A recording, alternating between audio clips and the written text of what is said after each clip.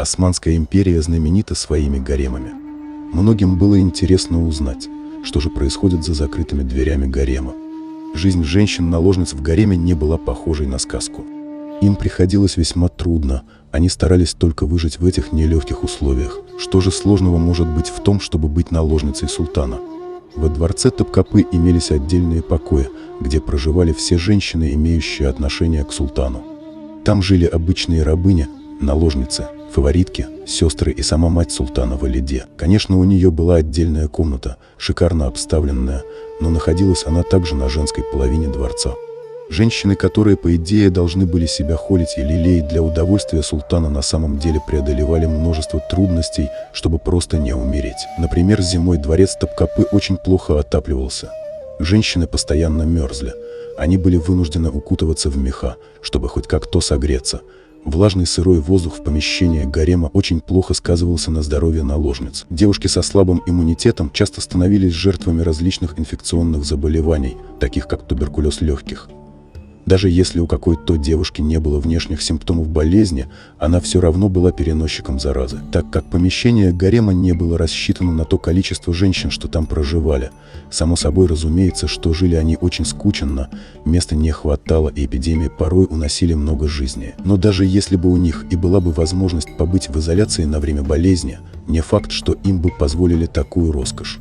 Сами султаны считали, что все болезни посылаются Аллахом, и людям необходимо их просто пережить. Даже во время эпидемий правящие османы никогда не покидали дворец, уповая на волю Всевышнего. Кроме того, наложницы постоянно враждовали и соперничали друг с другом. Они могли толкнуть беременную наложницу, чтобы у нее случился выкидыш, или подсыпать яд новой любимой фаворитке султана. Любимым занятием и спасением от скуки были сплетни и интриги. Им ничего не стоило оклеветать невиновную наложницу с целью устранить соперницу. Ведь за нарушение порядка в гареме несправедливо обвиненную женщину могли наказать или даже изгнать в старый дворец. Большая часть женщин султана были насильно увезены из родных домов. Чтобы у них даже мысли не возникало о побеге, их волю старались подавить. Способов для этого существовало множество. Одним из таких способов были наркотики. Конечно, наркотические средства применялись не только для этого. Например, опий широко использовался в медицине для обезболивания во всем мире. Однако его было необходимо принимать небольшими дозами, чтобы не вызвать побочных эффектов. Этот наркотик могли давать даже маленьким детям, если те были слишком активны и неспокойны.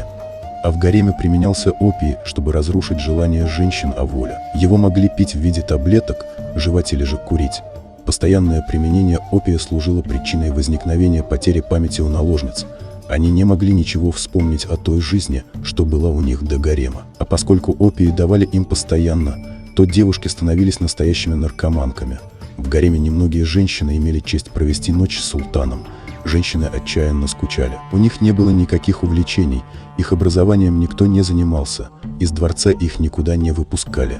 Поэтому в наркотиках они видели весь смысл своего существования. После употребления специальной курительной смеси с опием их жизнь казалась им раем, все проблемы отходили на задний план. У многих открывался писательский талант. Они сочиняли стихи, писали музыку. Однако, привыкнув к опию, женщины уже могли без него жить. Постоянное его употребление приводило к ослаблению иммунитета и ухудшению здоровья. А учитывая в общем неблагоприятные условия в гареме, было большим везением, если женщина жила там больше 2 лет. Но многие, не вынеся тяжелых условий, умирали уже в первый год. Что самое интересное, некоторые султаны тоже употребляли опии. Развлечений у наложниц было совсем мало, поэтому они сполна пользовались теми, что были им доступны. Еще одной вредной привычкой гаремных женщин было курение и обычного табака. Всегда и у всех народов считалось, что курящая женщина очень непривлекательна. И очень странно, что османы считали по-другому. На древних гравюрах очень часто можно увидеть женщин, державших во рту полую трубку с курительной смесью на другом конце. В глазах османов такая женщина выглядела довольно привлекательно.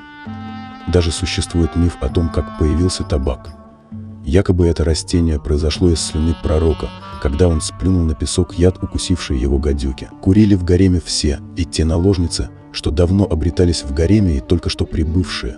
Хотя последним это не разрешалось, но все равно находилось множество способов, как обойти запрет. Курили женщины после еды, чтобы полнее насладиться отдыхом и получить долгожданное расслабление, или после посещения хаммама.